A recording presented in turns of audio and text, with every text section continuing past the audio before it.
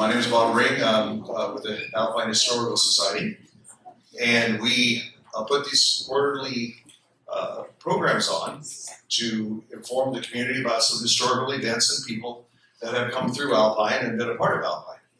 So, of course, this is going to top all of the events. We want to thank Blvd Charter School for opening their doors, giving us incredible place. Those of you who remember what it was like in the years of seeing the transformation is absolutely beautiful. I was at the school in 1958 and 59. Oh, yeah, I know it's a long time ago. I was 20. No, I was first kindergarten and first grade. So it was in school. Its history of Alpine is so rich, but it's also rich and incredible people that live here now. So, without further ado, you all right? You know, when I came to Alpine back, my family's been here since the 20s, but when I came back to Alpine in 2006, there's this few people in Alpine that were really the movers and shakers, I would say. And then there was the face of Alpine Elementary. And this little lady has been involved with all of you, and you all know her so well. And what an incredible, just an incredible person, incredible family, and all of your kids, and everybody. She took care of everybody. And all of my time at opening manager at Albertsons and then at Barron's, worked together with the school, and she was always the face. She was always excited. She was always met, as all of you know. So without further ado, Corinne Lewis.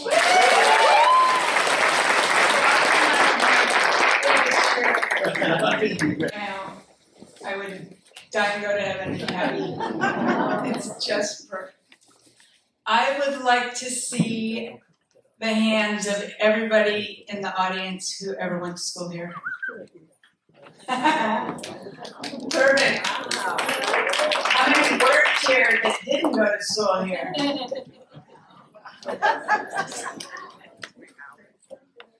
That's even better. How many of you went to the one-room schoolhouse? Or the old school, whatever you called it over there. It's the district office now. We got some history in this room. It's really special. And we have superintendents and principals here. They all come back because it mattered. Thank you. I wanted to thank my family, especially for the last 3 months. I have been absolutely mentally absent preparing this project. And Debbie, wherever she just went, Debbie Byer back in the back. She saw my vision. She is the principal here at Blvd Charter. She saw my vision from the start, and we put it together. Thank you. And John in the back doing all the AV stuff. It's perfect. Thank you. I wish we always had it like this.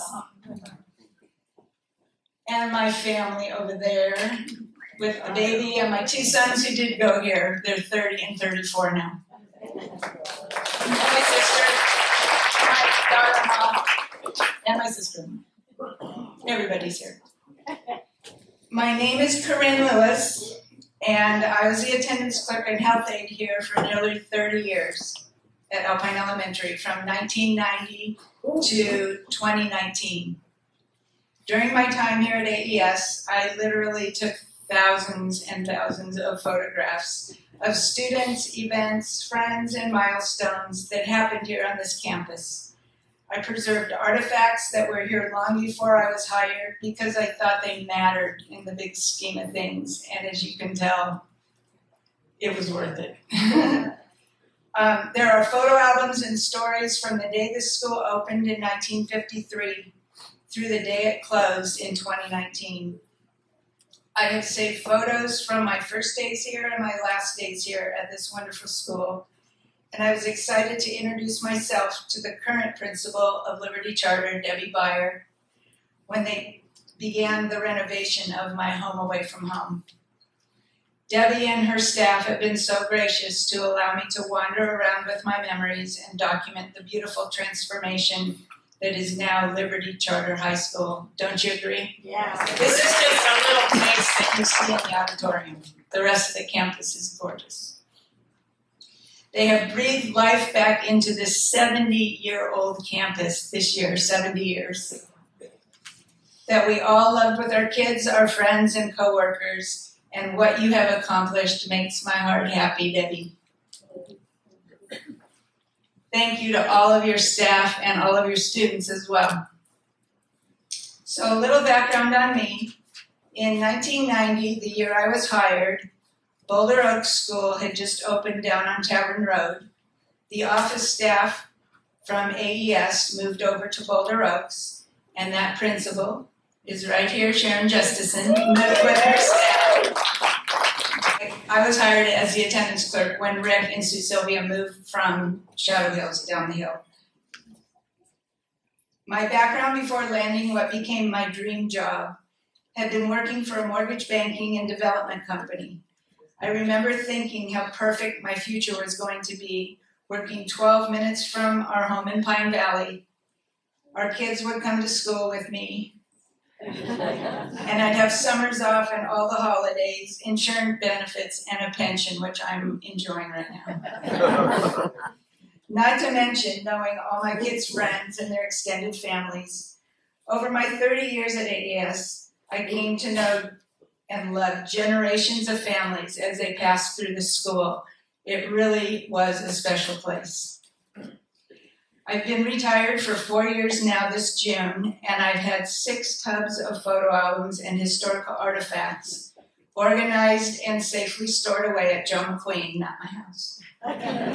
Which is what brought me to this moment, the perfect opportunity and the perfect place to share the history of Alpine Elementary.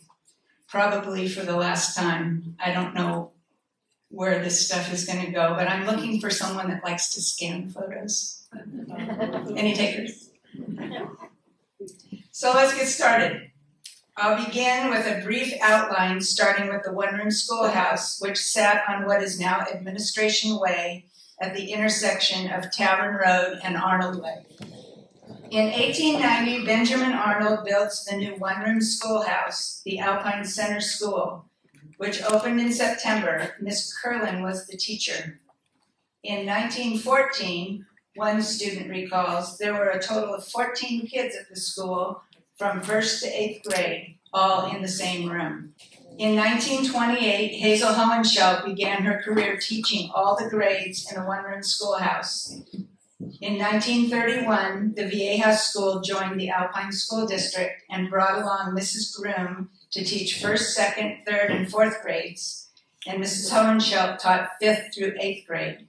This is Hazel's class. The whole class. This is the whole school, with all grades. As additional teachers were hired to handle the growing population, additional classrooms were added to the original one-room schoolhouse. You can see how they connected them together. This is the bus dropping off students at the steps of the additional classrooms that were added behind the one-room schoolhouse. And this is possibly Mrs. Groom's class. I don't know what she looks like. I've not seen a picture of her. In 1951, this is Mrs. Frazier's 3rd grade class. And in 1951, also Mrs. Huey's class, 3rd, 4th, and 5th graders. In 1953, Alpine Elementary School was opened. It was planned to accommodate 500 students.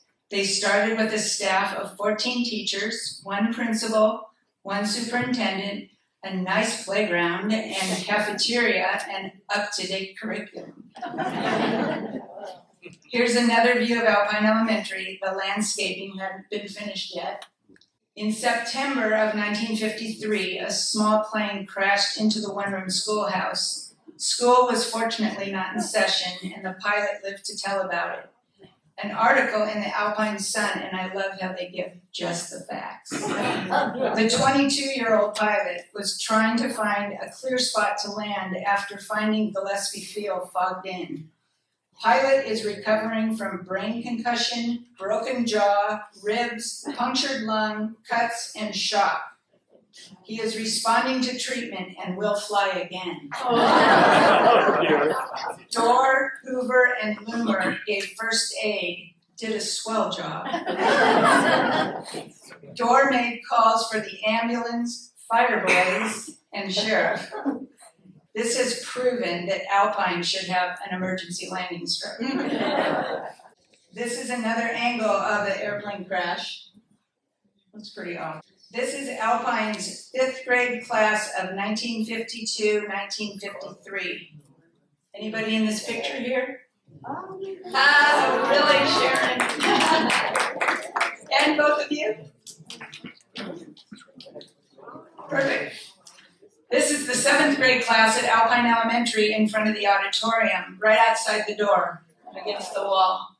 This is the Alpine Elementary 8th grade class of 1956. In 1957, the original one-room schoolhouse was condemned and sold for salvage, leaving the attached classrooms on what is now Administration Way.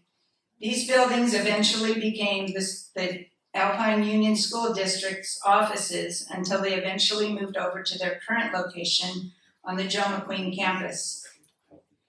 When I was hired, Dr. Ansel was the superintendent, and I know he's here.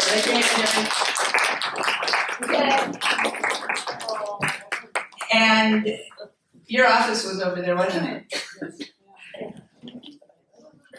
In 1960, land was acquired in Harbison Canyon, and the original Harbison Canyon School was built. This eased the busing problem and the overcrowding of classrooms. Just as a side note, Harbison Canyon School changed its name 3 more times. In 1977, it was renamed Chaparral Middle School. In 1984, it was renamed Joe McQueen Middle School. And in 2001, when the new school opened up on Tavern, it was changed to what is now Shadow Hills Elementary School. In 1961, classes were now being held in all 3 school locations. K through 4 at Alpine Elementary, 1 4th grade and 3 5th grade classes at the Administration Way site. 6th through 8th grades moved to the new Harbison Canyon site. They had 1 superintendent, 2 principals, 27 regular teachers, and 3 specialists that taught reading, math, and speech. And the buses back then were on a leased basis. In 1962, Hazel Hohenschelt retired from the Alpine Union School District after 34 years of teaching. She passed away in 2004, just shy of her 99th birthday. Her memorial service was held in this auditorium and was officiated by a longtime friend, student, and Alpine resident, Betty Noble, who you might know. In 1995, this school auditorium was dedicated in Hazel's honor, and the commemorative plaque still hangs on the back wall right next to Debbie. As another side note, the new president of the Alpine Historical Society, Mr. Bob Ring, his father was a student of Hazel Hohenschelt's, and Bob also went to 1st grade here at AES in 1958 and 59 before moving to Crest. It's kind of a full circle for Bob. Yes. Over my 30 years of employment here at Alpine Elementary, I shared the office with 7 different secretaries, worked with 4 principals, and the district had 5 different superintendents. In 1990, when I was hired, our campus had nearly 550 kids from kindergarten to 5th grade. In 2001, when the new Joe McQueen Middle School opened on Tavern Road, Shadow Hills Elementary moved next door into the old Joe McQueen, which left the Shadow Hills campus empty. The district moved 4 to 5 kindergarten classes from each of the existing 3 elementary schools, Shadow, Boulder, and AES, and created kindergarten land at Creekside Early Learning Center. The shifting of kindergartners from AES to Creekside took our enrollment here down by approximately 100 students to about 450. So in 2001, we had 450 kids. 14 years later, we were down 65 kids to 385. The following year, we were down 42 more kids to 343. Then it went down to 260, 210 in 2017-18. And the year that we closed, we had 147 kids. Down 63 more. The school had gone from 26 classes with every classroom being used, down to 6, first through fifth with a 4-5 combo. Declining enrollment was the main reason our campus closed in June of 2019. Our parents definitely did not give up without a fight. The loud and emotional school board meetings were packed with parents for months until the final decision was made to close Alpine Elementary. Our kids transferred to Boulder Oaks and John McQueen the following year. It wasn't exactly the fairy tale ending I had dreamed about, but I retired, the school closed, and then the COVID lockdown happened. My timing was perfect. So now I would like to take you on a visual journey through all the amazing things that went on here at Alpine Elementary during my 30 years. They were truly special on many levels, and I still smile when I think about my time here. Okay, this is in 1964, the students getting off. Look at the bus. And look at the cars in the background. These are the kids getting off the bus right out here on the front steps.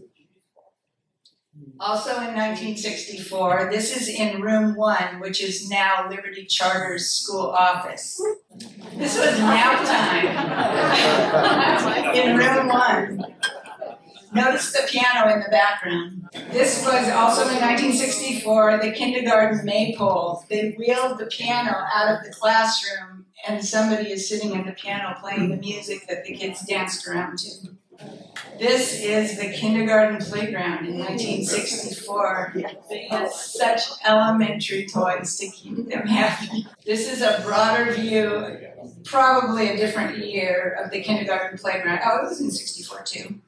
Today it is the staff parking lot. In 1997, this is the kindergarten playground, and our 30-year-old son, Mike, is on that little trike. Also in 1997, the paper whale in the classroom was to teach size comparison to the kids. The colored parachute on the kindergarten playground. Students took turns running from one side to the other without getting caught. Pre-2001, this was our old playground equipment on the big playground. Note the swings and the slides. This is another view. You can see the backstops in the background, but swings and slides and pull-up bars were what the playground used to be like. Then in 2001, the district chose to remove the swings and slides, and I also think the tetherball poles, from the playground in favor of safer play structures. And so this is what we had: domes, play structures, and crossbars. That is the newest play structure. It's kind of got a little bit of everything on it. So I'm just going to preface this now. From here on out, a lot of the pictures are not in chronological order. So this was Padre Day in 1998, the 5th graders. The Padres were World Series bound, Padres versus the Yankees. And we all know how that ended. 4-0. But it was fun. In 1998, PTA did a handprint membership tree on the main hallway. Each year you joined, you got to write that year on a different finger of your handprint. That's Mike's handprint. But before that, that was Jeff and mine. Mike got 98, 99, and 2000, his last 3 years at Alpine Elementary. We had in 2015 on our new turf field, the Apex Fun Run. This is another picture of it. It was really fun. Fun to run on grass instead of dirt. This is Jenna and Tyler Cochran. I took a picture of them coming through the tunnel as their mother was flying overhead. She is a Reach flight nurse. And as she was flying around, I texted her that picture, and she texted me back that picture. This is Literature Comes to Life. It was an annual favorite. Stacy Wine had fabulous custom-made costumes that the kids would wear as she recited stories by memory, and students acted out the stories in their costumes. It was very interactive and always funny, and the teachers participated too. That was the funny part. I can't remember the story she was reading, but the costumes were perfect. Zero.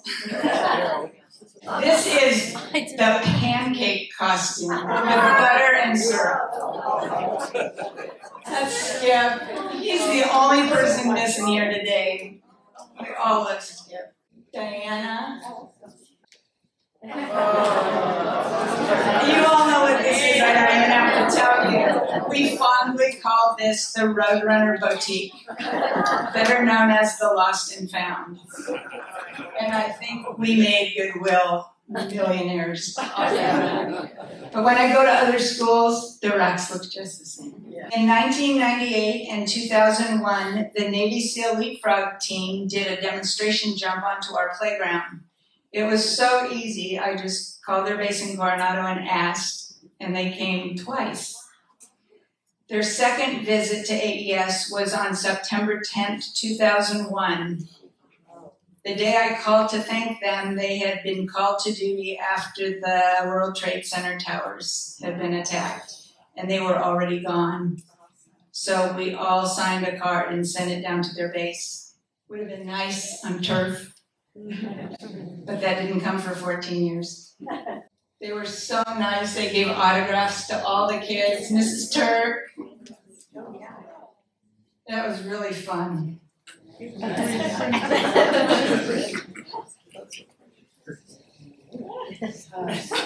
This was the science fair. I don't think we've had them here for years. But this was the 5th grade science project that Jeff and his friends did. Their project was a mouse maze to test their theory and see if there was a correlation between brain size and the ability to learn a task. They practiced the mouse maze in my house. That's Kayla Turner, and Shannon, and Jesse Pittman, and Jeff. This was another favorite of mine. This was the Living History Museum. It was a cool 5th grade project. The students would pick a historical figure, do the research, and make a backboard. Then dress up like this person and answer questions as the students and teachers walked through the museum. This is Orville Wright. And Betsy Ross. Jackie Onassis, I love that costume. Oprah Winfrey. Albert Einstein.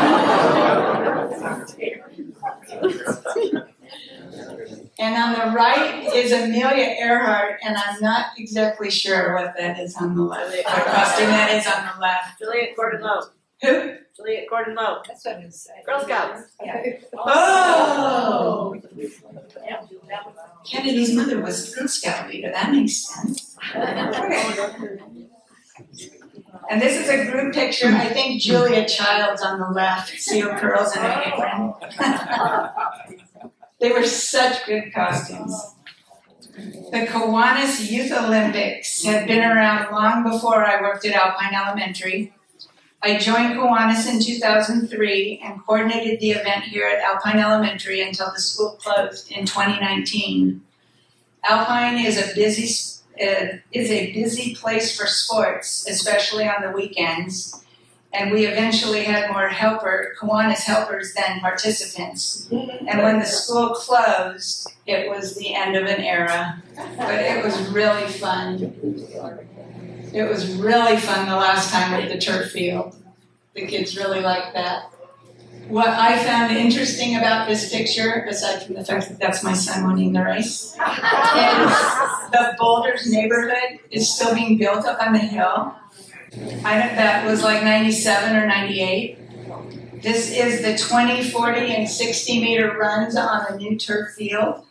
And every year we had amazing Dana, the magician, come, and he entertained the kids while they were tallying the scores in the auditorium. And he was really good, and he was really funny. And really amazing. This is Nathan Farmer. He loved those medals. And guess who that is? Little Mikey. This was an advertisement I made every year. And this was Kenny Shelton, the guy in the back. He was a former student here, and he got on America's Got Talent for juggling. And so he came to the Olympics and was teaching the kids some tricks. The Alpine princesses always showed up at Kiwanis events. They always showed up at all the Kiwanis events. This is the Kiwanis Alpine Challenge bike ride down at Summers Pass Farm. I always whined about not having a crown. So they gave me one at a Kiwanis meeting. I was an honorary princess, and I felt much better. Still a princess. In 2014, Ryan Lindley, you'll probably recognize the name, posing with the marquee, announcing him as our principal of the day. Ryan was recently named offensive coordinator for the San Diego State Aztecs football program. Ryan was LCAP's high school quarterback for 4 years, and then an Aztec quarterback, moved to the Arizona Cardinals, and then ended his professional career with the Canadian Football League. This is Ryan reading to his first grade teacher's class, Mrs. Piper, who is here today. And this is Ryan with his first grade teacher.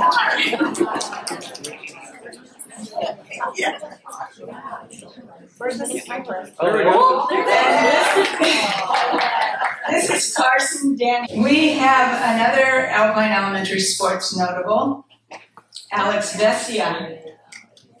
Also had Mrs. Piper. She had some sports thing going on in her currently. He started his professional career with the Miami Marlins in 2020 and is now a relief pitcher for the LA Dodgers. Are his parents here today? Another AES notable of a different kind.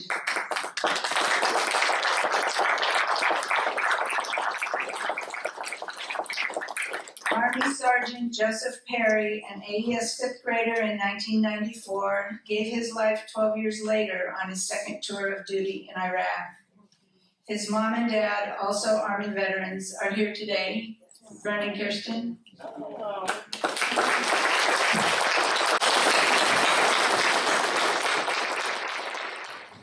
This is Danica Duffy. She got to be Secretary of the Day with Miss Corinne. Kate.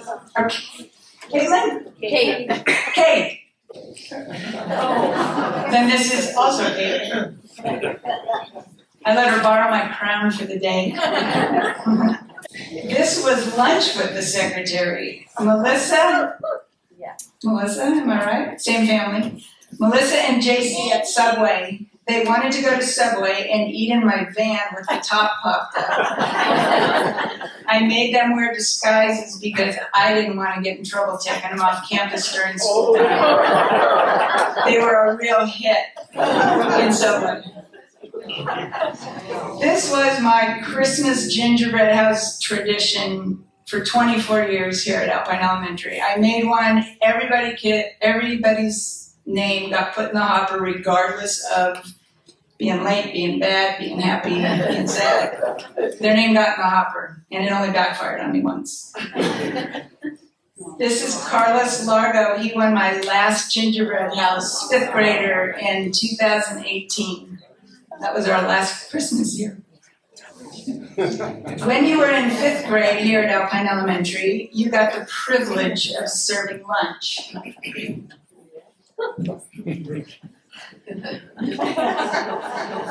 Fifth graders also got to do safety patrol before and after school.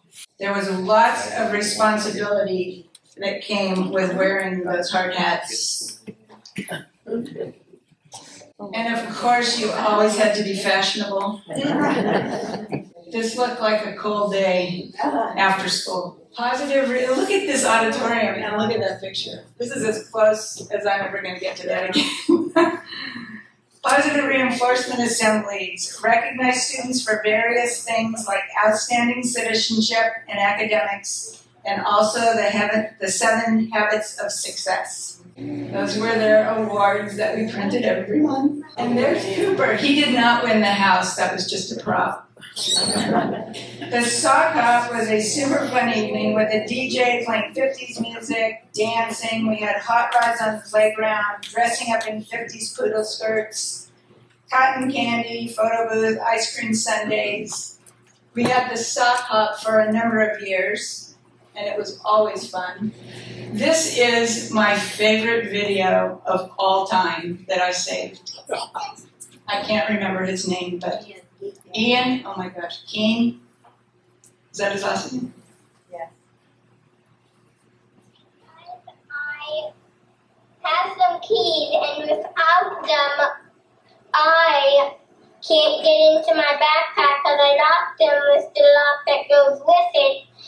And without them, I can't do the thing that I need to do, and it takes going inside my backpack. Is it a little padlock with a little key? It's like this big. Yeah. How come you locked your backpack? Well, because sometimes I bring in with stuff, like lasers. You have a laser in your backpack? No, I'm going to get one, but I do have a pocket knife, but it's not.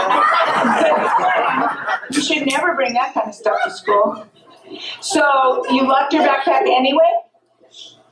And now you lost... Sometimes I have some stuff that are kind of dangerous, and I don't want kids to hurt themselves, but they're not what I lock it up. Oh, I get it. Okay, so I don't have any keys. So now what are you going to do? Well, that's a bad thing. Yeah. Maybe you have to wait till you get home and have your dad call the locksmith. And the guy can come out and use his tools to open it up. What do you think of that idea? Okay? Good. Okay. Give me 5. See you later. Still makes me laugh. This was Halloween. That is not my car. I drove a van, as you all know.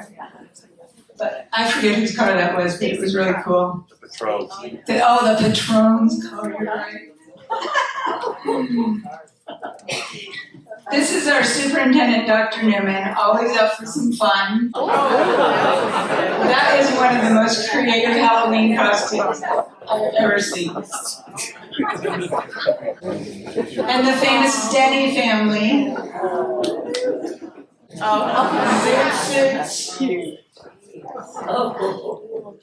Jack Sparrow from Pirates of the Caribbean. That was a great costume. These were the triplets on the right with their other sister on the left. They were only the second group of triplets that I remember having in 30 years at this school. We had lots of twins, but those triplets were one of them. Pedro was our custodian, and he dressed up with a Vote for Pedro shirt, so we had to get them together. And this was just the visual at my desk one day at Halloween, and I thought it was so fun.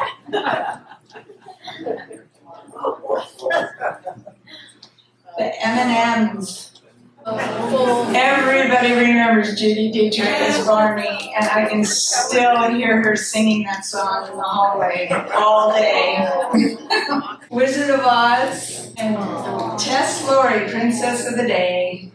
Our annual art shows were always fantastic. Every year was better than the last. The art docents outdid themselves year after year, and they used every medium. This one is clay, pastels, fabric and sketching, and paint. I think that's paint. It was always wonderful, and it filled the auditorium. They spent so much time. This is my favorite picture of all time. These three kids came back after spring break one year, all with Easter egg colored casts on their arms. The one on the left is Kate, right? Kate. Her mother told me that she had not mastered the coordination to walk in flip-flops and fell down and broke both her arms. Troy in the middle fell off his scooter, and Kaylee on the right, maybe roller skating. I haven't confirmed that yet, but I thought that was the cutest picture. Those are the kind of pictures that I loved sharing with parents that didn't have the good fortune of being with their kids all day like I did, so it was always fun to share. Second grade made bat caves every year, a fun and very messy Halloween papier-mâché project. This is in 1997, Mrs. Turk walking her class to lunch on their very first day of kindergarten. And this is Mrs. Turk teaching her students how to pay for their lunch in that little audio-visual window over there. Son Mike buying probably his first and only lunch at school. This is in 1993. Rob Turner and his daughter Kayla and me and my 34-year-old son Jeff sitting at the table right here in the front on the first day of kindergarten having lunch together. In 1996, we had this rocking magic show here, complete with a live tiger and a fire juggling clown. Viejas donated a searchlight for the playground, and it was a super legit Vegas magic show. The props and the performance were great. This is him. You see how close that fire is to the curtains? Oh my God, how did we live it? In a packed auditorium. It had two shows, and they were both standing room only in the back. And I remember the firemen are all lined up in the back of the auditorium. No way could you have a real tiger and a clown juggling fire standing on a yoga ball under the curtains in today's world. That was right here on the stage. The Kiwanis 8th grade speech contest was always really fun. This was the 2014 contest. It was always fun for me seeing the kids that had been real shy wallflowers in elementary school blossom into very articulate and poised 8th graders. They were first judged by their peers at Joe McLean. Then the top 8 finalists presented their persuasive essays in front of a room of adults at a Kiwanis meeting here in the auditorium. They were all judged on a point system, and at the end of the competition, one student was announced as the winner. It was always impressive. This is a different year.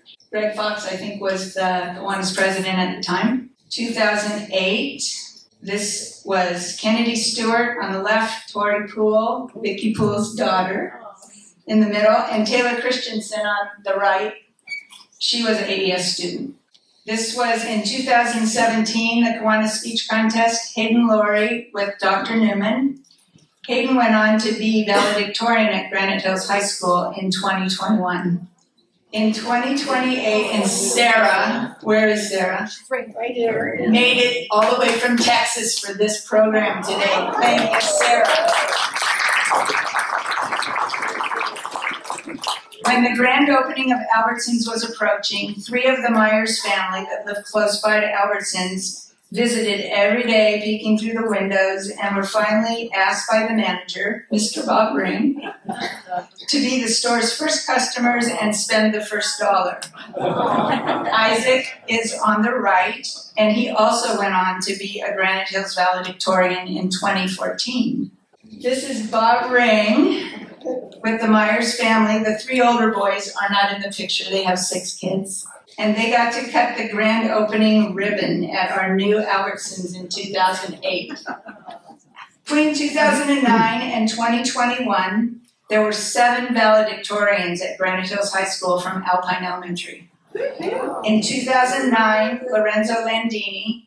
2010, Michael Stangy. 2012, Kagi Galinsky Benjamin. 2014, Isaac Myers. 2016, Braxton Silva. 2019, his brother Miles Silva. And 2021, Hayden Laurie. Every year, a handful of the highest GPAs at Granite Hills came from Alpine Elementary. Super impressive. In 2006, we had 9 sets of twins at Alpine Elementary. 2 sets were born on the same day. Do we have any of those twins here in the audience? So now I'm going to change gears and we're going to talk about all the different field trips that the classes took. In kindergarten, they had pajama day. I know it's not a field trip, but it was really fun for the teacher too. The kindergartners went on a field trip out to the train museum in Campo. This is Mrs. Turk's class. They took a short ride out to Miller Valley from the station and came back and ate their sack lunches. Mrs. Turk's longtime aide, Sherry Condon, who is here today, her brother was the engineer and also a volunteer at the museum out there. First grade, they went on the transportation field trip. I don't remember if you teachers remember that, but it was pretty technical. They went from here to downtown to Coronado Island, but they took the bus from Alpine to the trolley station in El Cajon, took the trolley downtown, walked to the ferry landing, took the ferry across to Coronado. This was on the ferry, and then they ate their sack lunches, played on the beach for a while, and then hung out and got wet waiting for the bus to drive them back to Alpine. Nanny Goat's Gruff was one of their plays, not a field trip, but it's a really cute memory. This was one of the second grade field trips. They went to Paso Picacho Campground in Cuyamaca for hiking. They learned about Indian folklore and tradition. Chris Manzella's nephew was a park ranger and gave the talks. They went down to Wells Ranch in Lakeside and learned about animal care. And the beautiful butterfly release in the new garden that the second grade teachers planned and planted. And it became an annual tradition to do the butterfly release in the garden. Third grade, this is not a field trip, but it was like the holy grail of being in third grade. It was the American Pop play, a very popular production put on by Miss Foggiano, now Mrs. McIntyre. And kids looked forward to being in third grade just to be in this play. Sorry, I don't have any other pictures of third grade field trips, but they did go on the Alpine history tour.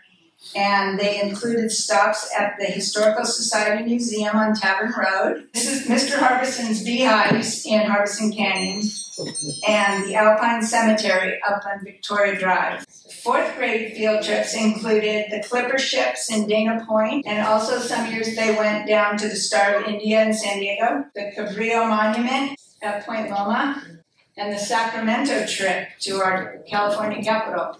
Fifth grade had an unusual amount of really fun, cool field trips. This was Mountain Man that was always held out at the Martin Ranch in Hoppital. They learned how to shoot rifles. They learned how to bow shoot, pelt identification, starting fire with a flint stone, rope making, and last but not least, axe throwing. Those were really fun field trips. Ballroom dancing showcase at Viejas was not a field trip, but a really fun event. This was the culmination of a few months of dance lessons with Ann Krantz from Edudance as part of PE here at school. Ballroom dancing showcase, they held it up at Viejas. They were very nice to host it for us. The kids had gotten a lot more comfortable with all of it by the end of the event. You know, when they started out here practicing in the auditorium, they didn't want anything to do with each other. And then they really pulled it off. It was a great show. Riley's Farm, although it was far, it was like an hour and a half bus ride up to like Beaumont area. It was a Revolutionary War reenactment farm. They also had an apple orchard. But they taught the kids all about the Civil War and the Revolutionary War out there. And it was very realistic. And the employees there were very passionate about what they did. It was a really beautiful setting. I think it's the last field trip that I had pictures of. This was the floating lab that they took down on the bay, and they got to look at sea creatures. They examined seawater under microscopes to see how clean the water was in the bay. They held unusual sea life, and then they got to look at stuff that they had dredged up in this big basket that they dragged along the floor of the bay, and they pour all the muck out on the deck and sift through it, and they had a lobster. Rudy Giuliani was in town for some reason and signed the kids' hats down by the fish market while we were waiting for the bus. Do you remember DARE? That was a program. It meant Drug Abuse Resistance Education. This was the 5th grade graduating class. And the program was eventually canceled due to funding, like most things. I think that is probably 98. This is my second favorite video, and she is here today. And it's not a surprise. Thank you, Bree, for showing me that caterpillar that's hanging outside on the wall. That is a caterpillar that's going to turn into what? A metamorphosis. No, that's what the process is called. It's going to turn into a butterfly. You got it. So first we have a caterpillar, and then we have a chrysalis, that's the cocoon, and then the cocoon turns into a butterfly. And what is that whole process called? Metamorphosis.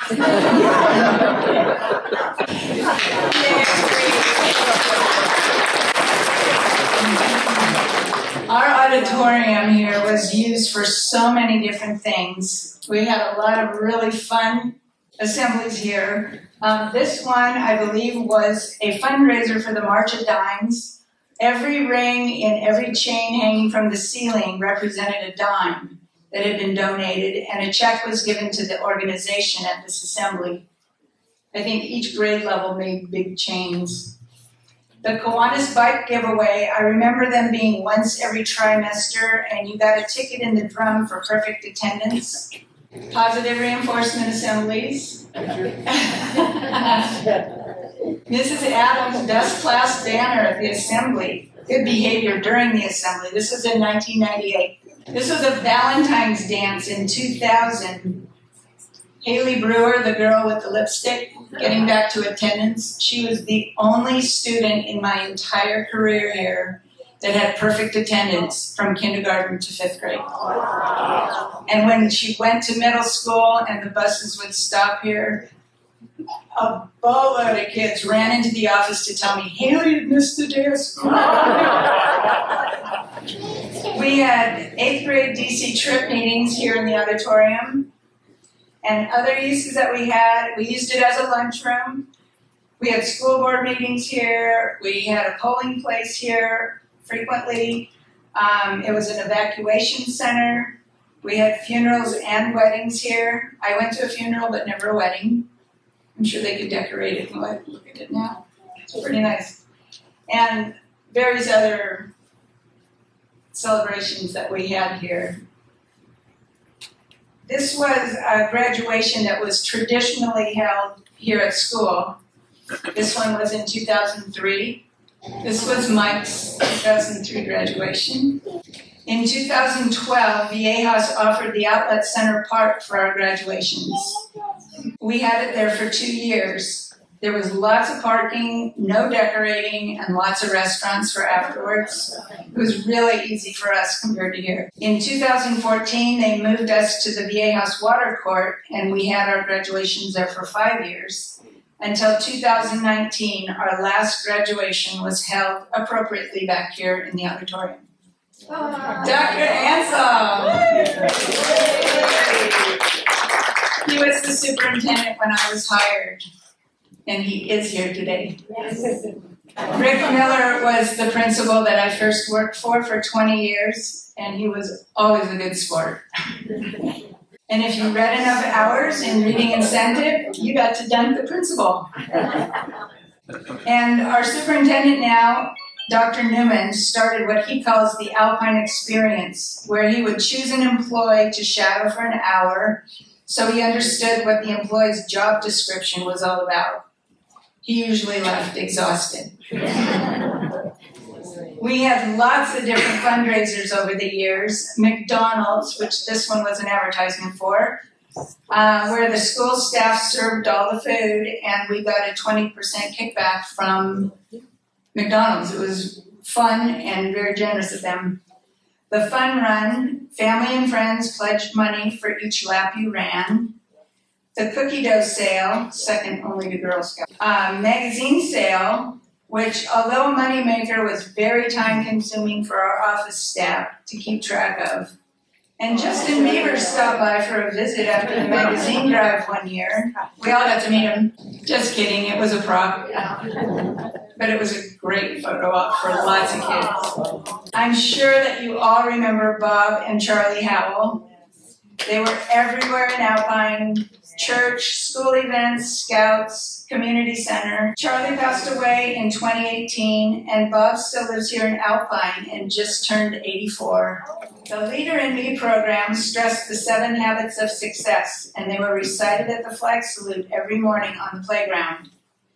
Sharpen the saw, synergize, you can sing along with me if you remember. Seek first to understand, then to be understood. Think win-win, put first things first, begin with the end in mind, and be proactive. The 7 habits made achieving your goals possible. I think that's what the billy goat is supposed to represent, making it to the top of the hill. And the hallway beams reminded you every morning on your way to class to be your best. In 2012, our principal, John McAvoy, ran for honorary mayor of Alpine, with me as his campaign manager. The Chamber of Commerce wanted each candidate to perform a skit at their Christmas breakfast meeting for entertainment. Mrs. Harold, Mrs. Tompkins, and I fine-tuned our skit and practiced it at an assembly in front of the students. It was a hit. Mr. McAvoy went on to fundraise the most money of any candidate and became the honorary mayor of Alpine the following year. Sorry to embarrass you. Sure and cancer and Cupid and Donna listen, but do you recall the most famous candidate of all? McAvoy is our leader, our candidate for mayor. Now I'm so lucky, even though he has no hair. Our school employees, along with every Alpine goal, have on a Christmas wish list, as Mary really fits the mold. Then one sunny Alpine day, the chamber came to say, McAvoy, with your stuff so bright, won't you be our mayor tonight? Alpine began to party, and shout it out quickly, McAvoy, mayor of Alpine, you'll go down in history.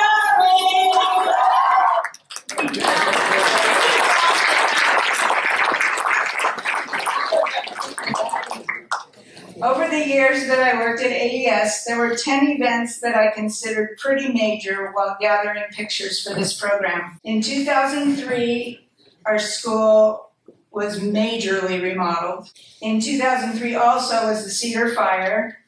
In 2004, the 50-year anniversary party for Alpine Elementary. In 2005, they installed the solar field. In 2006 and 2007, the mural mosaic was put on the library wall. In 2010 and 11, the Sunrise Power Lane came to Alpine. In 2015, we put in our turf field. In 2019, I was tasked with emptying the library of all the books before school closed.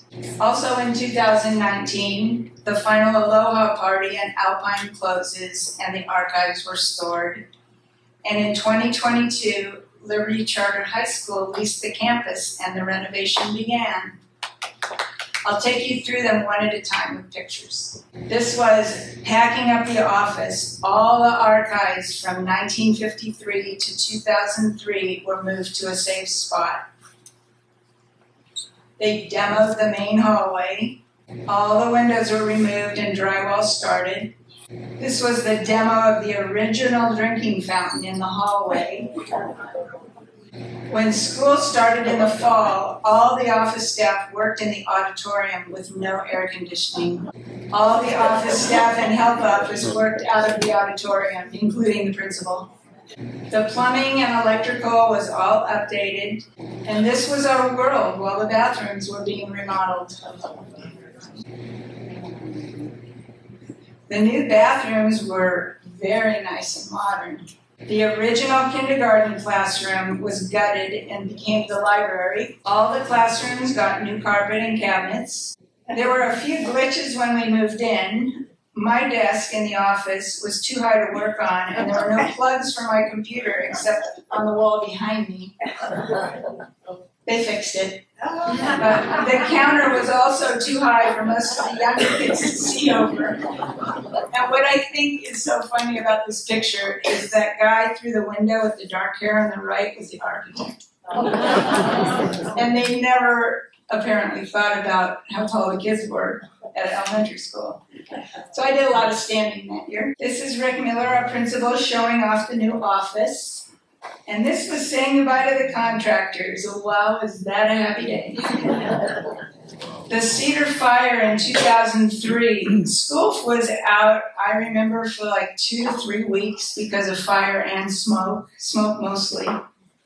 This is an aerial view looking west from the Tavern Road overpass. You see the self-storage place.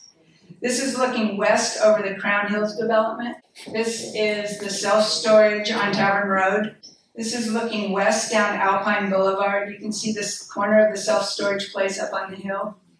This was the freeway sign at Pitts Valley Bridge. This was a sentiment that was sprayed on the dirt wall on East Alpine Boulevard before you got onto the freeway. And this is George Bush coming to speak with the families in Harbison Canyon that were devastated by the fire. They brought their helicopters and landed them on Shadow Hills campus, Marine One, and a full staff of reporters in the other one. Are there any teachers here that were at Shadow Hills when that happened? I was at Creekside. Yeah, I was at Creekside.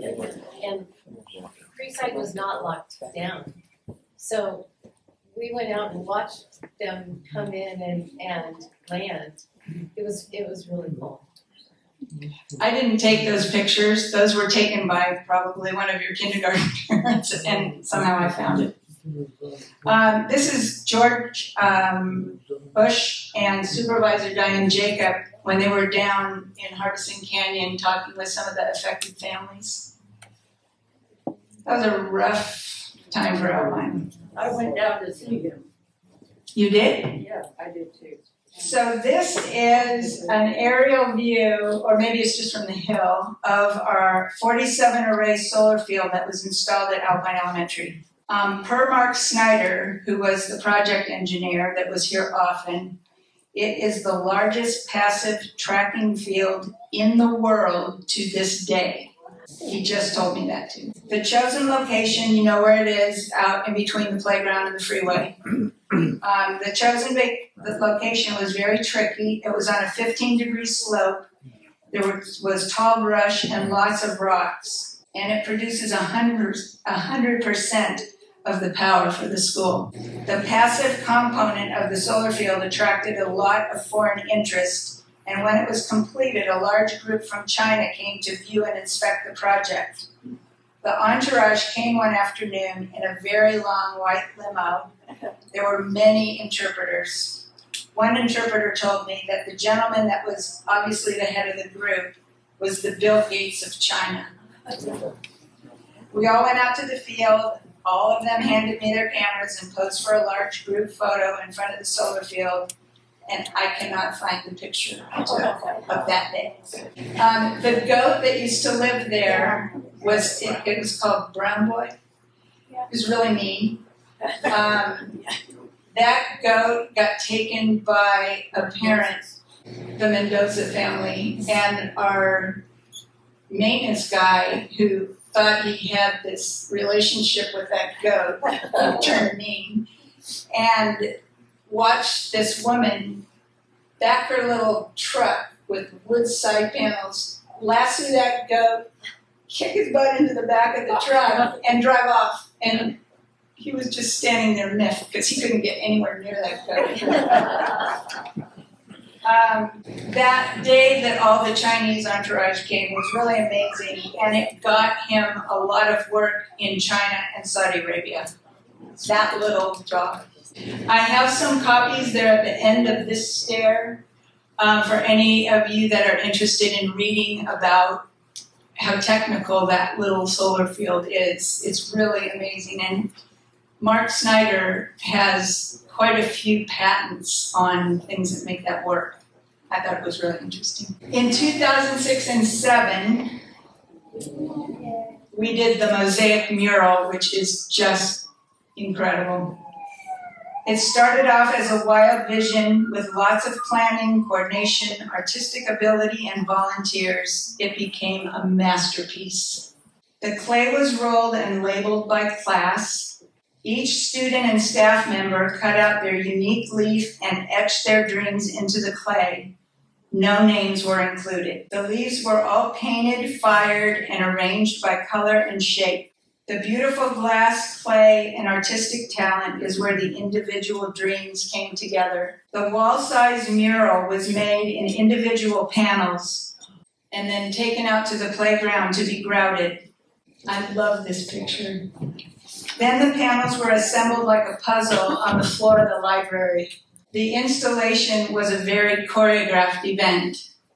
As the finished masterpiece began to take shape, you couldn't help but smile. The kids loved it, the parents loved it, the community loved it, and we still love it and continue to reach for our dreams.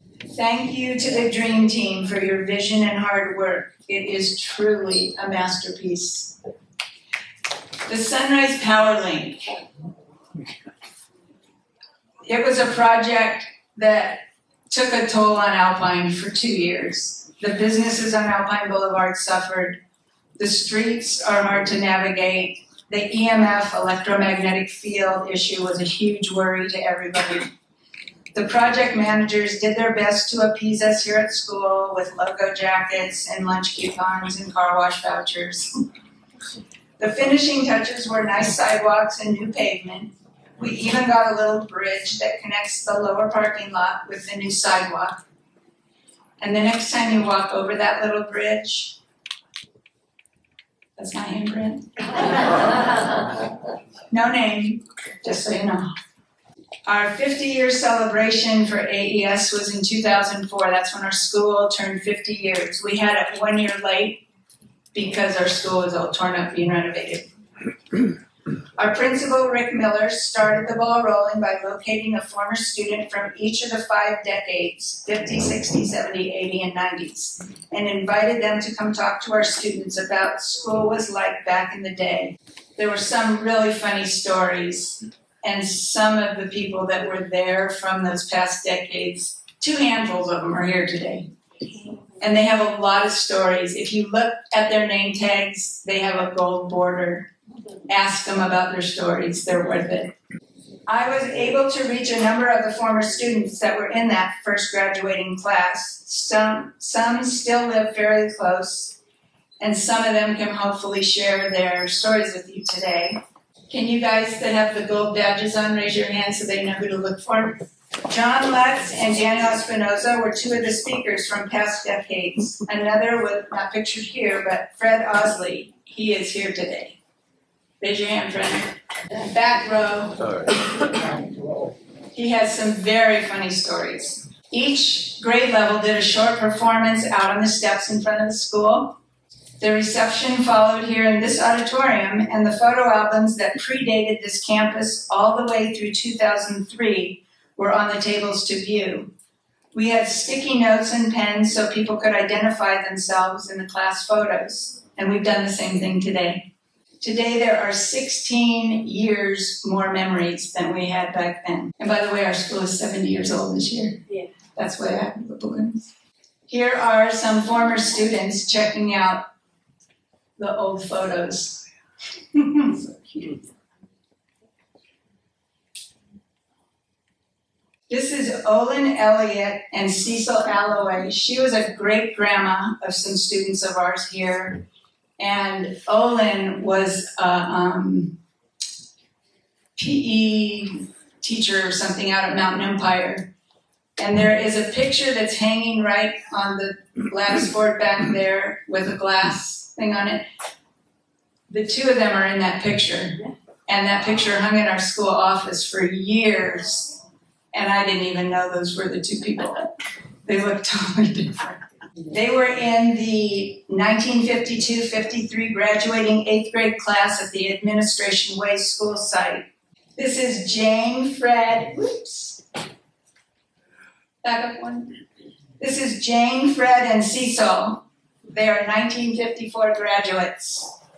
I don't know if Cecil's here today, but Fred and Jane are, and Judy, her sister, twin. This is Shirley Walker Dyer, and Olive Ball. They were one-room schoolhouse students, 1937 to 1942. This is Betty Noble, a student of Hazel Hole and Shells. Marty Lehman and Sherry Condon, who's here today, both longtime employees in the Alpine schools. This is Keith Cater, I don't know him, Judy Matlock, Midge, you just got back here. Midge, Daisy, and Jane Kelso. This is our longtime kitchen manager, Chucky Becker on the left, AES secretary, Sue Sylvia, and A. Marty Lehman. All gone but not forgotten. Does anybody know who painted this mural? This was a mural on a 4x8 sheet of plywood that was painted by somebody named Mike Clark. I don't know who he was, but he painted it in honor of our 50-year school. And I have put it all over social media. Nobody knows who he is. But I would assume he had been a student because he knew about all the things that are going on in that picture. The leapfrogs, the bus, the computers. So this is now about the turf field in 2015. After 62 years of playing on a dirt field, a dream finally became a reality, and our groundbreaking ceremony finally happened. It was such a big deal that our retired principal, Rick Miller, came back for the event. For 20 years, he had heard the ASB president's promise to turf the field, and eventually it happened. It was really a big deal for the kids. The grading started right away. All the backstops and fencing were taken out. The turf was rolled out. The curbing around the field was poured and the inscription etched in the cement. With the landscaping complete and the entry bricks in place, we were ready for the ribbon cutting. Jessica Manning had the vision. Diane Jacobs, along with others, provided the funding, and Paul Dyke did the installation and cut the ribbon. And then all the kids got to pour out and take the first lap. Paul gets well-deserved high fives from everybody. Sports Day on the Lawn was a real fun new event. And this was an aerial view of our entire school, including the field. It was just perfect. In 2018, we decided to put in an organic garden. And it was a farmer's market sponsored by Barron's, of which Bob Ring was then the manager. The old portable classroom was removed to make room for the organic garden. The raised beds donated by Alpine Fence were installed, filled with soil donated by Mountain Materials, and planted with all kinds of veggies donated by parents and PTA. The garden was ready for the grand opening. The Barron's team was ready for shoppers. Each student got $5 in Barron's bucks to spend. Our principal, Travis Wall, cut the ribbon, and the shoppers were off and running. Thank you, Bob Ring and staff, for helping our students learn how to spend wisely and purchase healthy food. In 2018, the large cedar tree in front of the office was cut down. On a weekend in 2018, I happened to drive by the school and noticed that a crew had cut down the large cedar tree that had stood in front of our school for decades and were working on the bushes on either side of the stairs. The tree had been losing limbs, and the Alpine Sheriff's Office suggested that the large squared-off bushes on either side of the stairs be taken out to increase visibility of the parking lot. I took a couple small logs of the tree up to the Trin Gallery in Guatai, where Bill fashioned me some beautiful spoons from the cedar branches. My original idea was to have a fundraiser, selling the spoons and raising money to buy a new tree. But that never happened. So I gave some spoons to special friends and kept one for myself. It's on display on the table over there. They're beautiful. There's also over on that table one of my all-time favorite little archived items. It's a zip tie of rings that were brought to the office that kids had found on the playground, usually in the sandbox. And I did my due diligence. I wore them. I called parents. Nobody ever claimed them. I took them to the jeweler to make sure they weren't real, because some of them were questionable. And I had them in my drawer when we closed the school, and you can see it over there. This is the dismantling of the library in June of 19. 3 weeks before the school closed, I was tasked with the job of dismantling our entire library. After all the students and teachers had had an opportunity to come pick a bag of books, I put the word out to other schools to bring their kids, then parents, then community members and friends. When I came across a nonprofit called the Wildflower Initiative, they were located in Blossom Valley, and the owner had started it after her lifelong friend had died of cancer. She thought of no better way of giving back to her friend than collecting books from various sources and donating them to disadvantaged schools, women's centers, cancer clinics. And so we kind of teamed up, and she brought her team of her husband and another couple, and they showed up the next weekend and cleaned up the entire library in 3 hours. It was amazing to watch. They do it often, so they got a system. They build the boxes, fill the boxes, haul the boxes to the trucks, and they're done. So that was the job in progress. That was another job in progress. Mission accomplished, and it actually felt good to get that big tax done. It was a win-win for us and for them. But I won't lie, it was a little emotional to stand in that empty library after all the years of seeing countless kids come in there and check out books and have reading time and stuff. But our library is now a beautiful Liberty Charter High School office. They have turned the library into their school office, and the old office is now like a conference room and a couple other little offices. So now we're on to the final Aloha Party.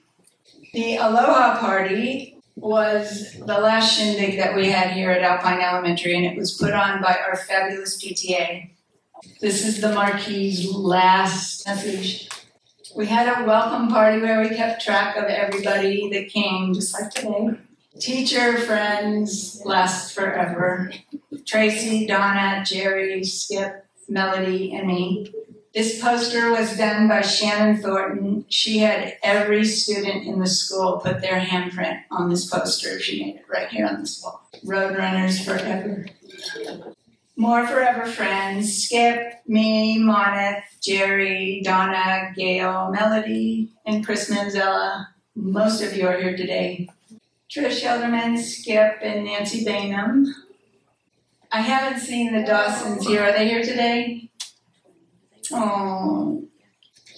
They gave me that picture when they were in first grade, and they signed it because I knew they were going to be famous someday. And they came to the Aloha party, and I ran into the office and got that picture and took a picture of them. This is the hula dancing that the PTA set up at the Aloha party.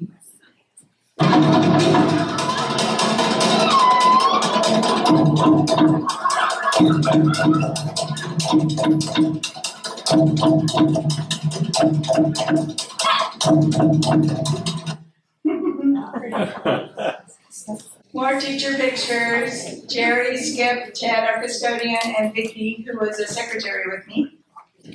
Gail Malone and I got honored as retiring staff members the last year here at Alpine Elementary. And more forever friends, Sarah, Betsy, Skip, Jan, and I. And this is the final Aloha video that they did for all the parents that came.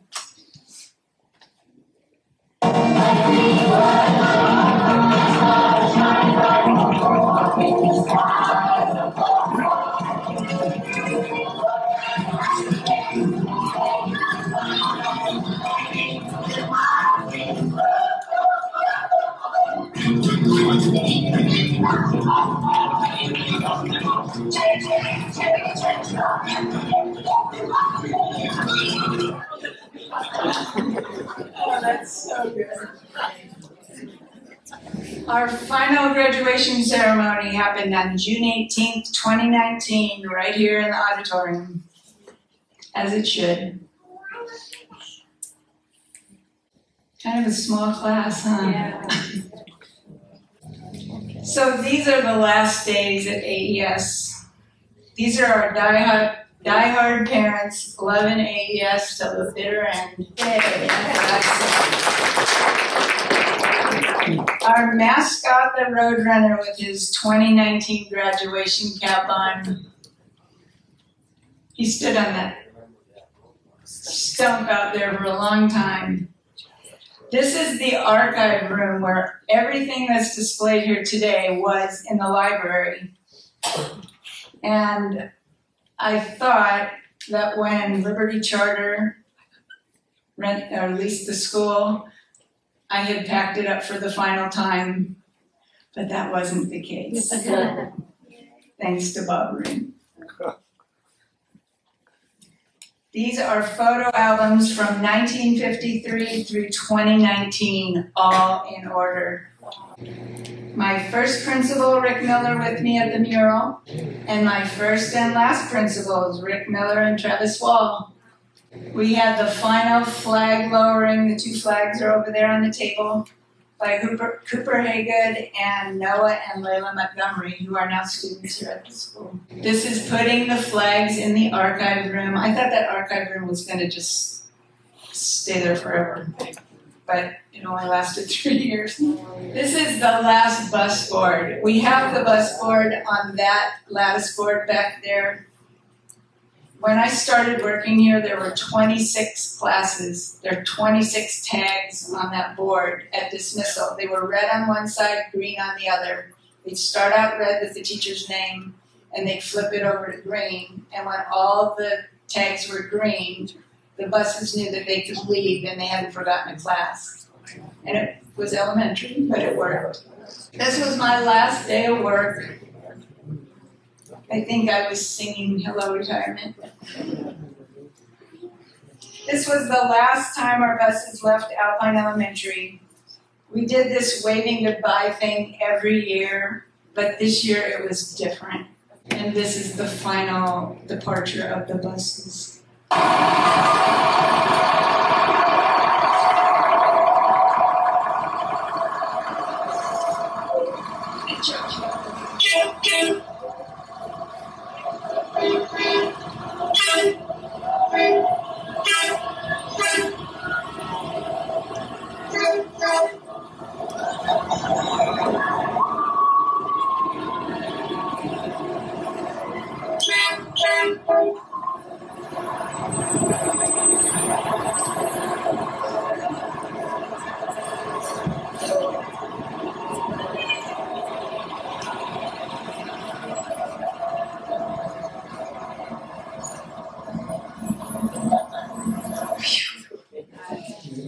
Our wonderful photographer, Hager Photography, took this last picture of our group of kids next to the last day of school. That's the whole school, 147 kids. And this has nothing to do with school, I just love this picture. Those are my good old days. I have about 15 pictures of Liberty Charter, so you get a feeling of how extensive their remodel was here on our campus. You're welcome to walk around if you're interested afterwards. All the classrooms are locked though, so you can just see the grounds. And this is the front of the school. Remember how it all used to be dirt? It just took turf. It's kind of magical, the transformation turf makes. They dug out tons of the old landscaping and then rescaped with boulders, and it's very, very nice. Everything's mulched and clean, and there's never weeds or leaves on the sidewalk. I think this is back to school night. I was invited by my neighbors who go here, and the mural still lives on. This is Debbie Beyer. She is the new principal here. Is she still here? Yay, she's still the whole thing. Thank you, Debbie.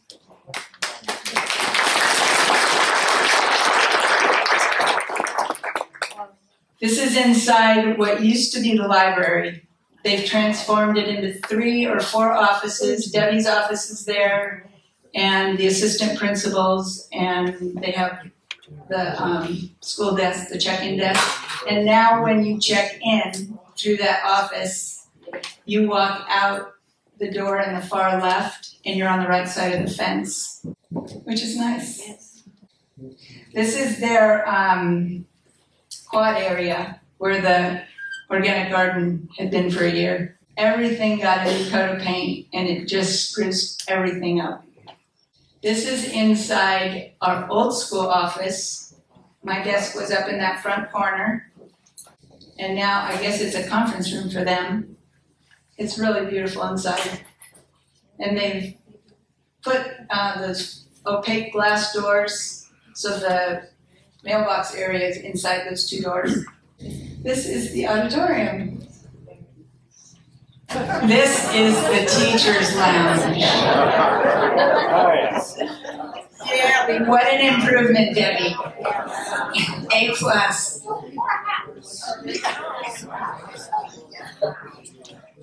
This is their computer lab. This is one of the art rooms.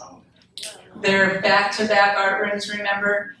The whole entryway has been taken off and redone with cement and pipe railing.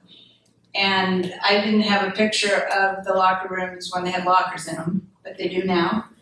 So you walk around a little wall, and then you're into the girls' and boys' locker room. This is on back to school night. Layla Montgomery, former student here, now Liberty Charter with her mom Amanda. It's a new day at 1850 Alpine Boulevard. It's perfect.